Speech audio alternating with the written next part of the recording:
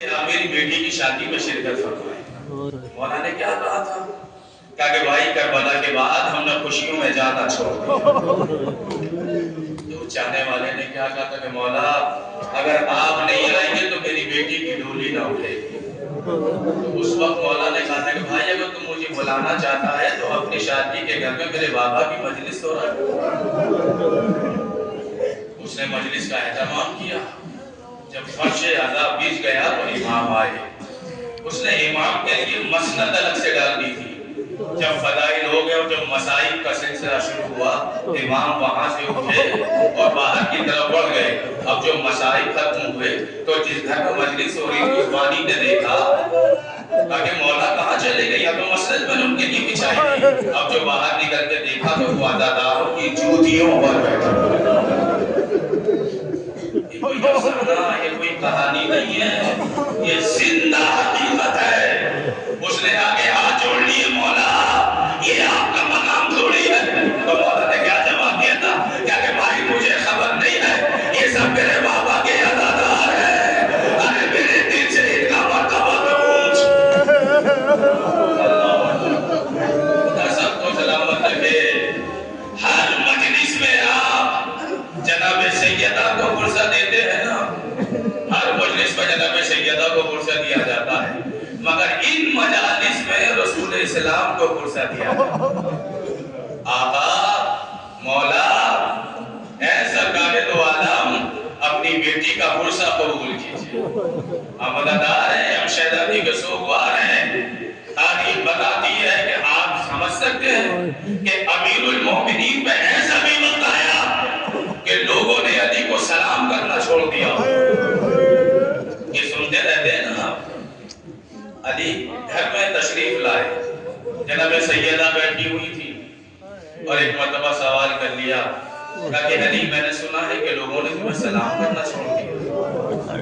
علی جیسے بہادر انسان کی آنکھوں میں آنسو آ گئے اور ایک جملہ کا فاطمہ یہ خبر سنی ہے کہ لوگوں نے علی کو سلام کرنا چھوڑ دیا، اب تو نوبت یہاں تک آ گئی ہے کہ علی لوگوں کو سلام کرتا ہے تو کوئی جواب بھی نہیں ہے۔ ہم کیوں نہ مر جائیں اس مسائل کے اوپر۔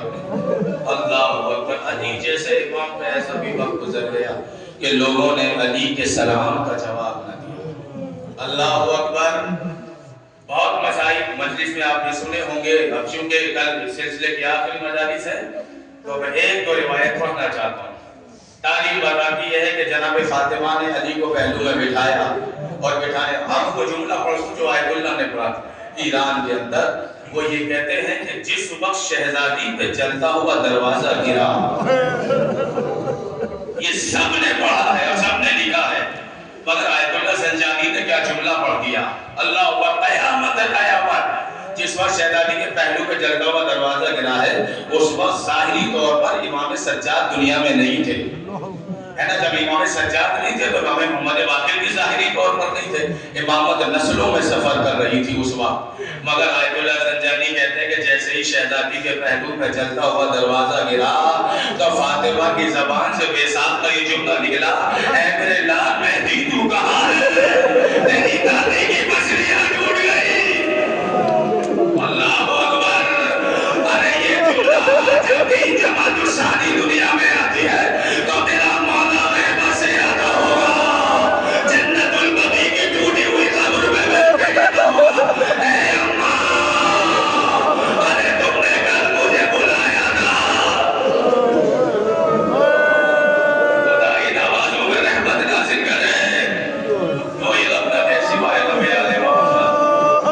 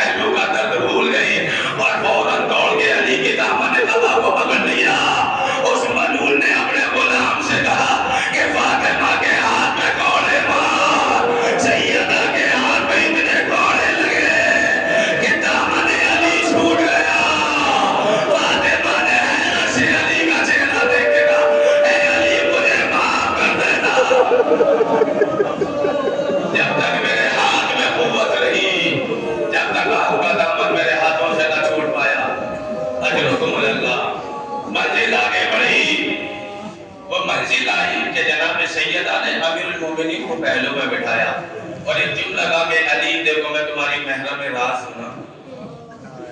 جو لفظ محرم راز کو سمجھ کے انشاءاللہ روتا ہوا اٹھے گا. شہزادی نے کہا کہ علی نے کہا کہ اے فاطمہ تو میری محرم راز ہوں. شہزادی نے کہا کہ علی میں تمہاری محرم راز ہوں. کہا کہ ہاں میں تمہاری محرم راز ہوں. محرم راز کا مطلب کیا ہے؟ ہر سکھ، ہر دکھ، ہر دم، ہر ستم علی فاطمہ سے کہتے تھے، کسی سے نہیں کہتے تھے. تاریخ میں 2 جگہ لفظ کمر ٹوٹنے کا ملا ہے بس. نوجوان و ماتم کا مقام ہے. 2 جگہ کمر ٹوٹنے کا جملہ ملا، ایک کربلا کی تاریخ میں اور ایک مدینے کی تاریخ میں. جب جناب عباس کی شہادت ہوئی ہے نا تو امام حسین نے ہاتھوں سے کمر بدل کے کہا تھا عباس تمہارے رب میں میری کمر ٹوٹ گئی. اور جب فاطمہ کی شہادت کی خبر مسجد میں ملی ہے علی نے دونوں ہاتھوں سے کمر کو پکڑ لیا اور کہا فاطمہ تمہارے مرنے نے میری کمر کو توڑ دیا. اللہ اکبر. یا تو حسین سمجھ سکتے ہیں یا علی. روئیے گریہ کیجئے، مجلس تمام ہے، آخری جملے اور عبادت تمام ہو رہی ہے نا. کہ میں تمہاری محرم راز ہوں. کہ ہاں فاطمہ تمام دکھ درد جو ہے وہ تم سے تو بیان کرتا ہوں. تو جناب سیدہ نے کہا کہ علی میری شہادت کے بعد یہ سلسلہ ختم نہ کر دینا. علی روزانہ میری قبر کی طرف آیا کرنا اور تھوڑی دیر قرآن کھول کے تلاوت کرنا اور میری قبر میں درد جگر بیان کرنا. علی میں وعدہ کرتی ہوں کہ تمہارا درد قبر میں فاطمہ سنے گی. اللہ اکبر. سن رہے ہو اللہ؟ روایت بتاتی ہے کہ ادھر فاطمہ کی شہادت ہو گئی. قبر کی پہلی رات بڑی خطرناک ہوتی ہے. میں کیا کروں عقیدہ نگرامی؟ وہ خاتون جنا جس کے لیے اللہ نے دنیا کو پیدا کیا جن کے صدقے میں مولانا صابری ہے، مغفرت فرمائے اللہ ان کی مرحوم ہو گئے کراچی میں. میں نے ان کو لائیو یہ جملہ کہتے ہوئے سنا تھا کہ جس وقت فاطمہ نے علی سے کہا کہ علی جب مجھے دفن کر دو تو دفن کر کے آنے میں جلدی نہ کرنا، تھوڑی دیر میری قبر پہ بیٹھے رہنا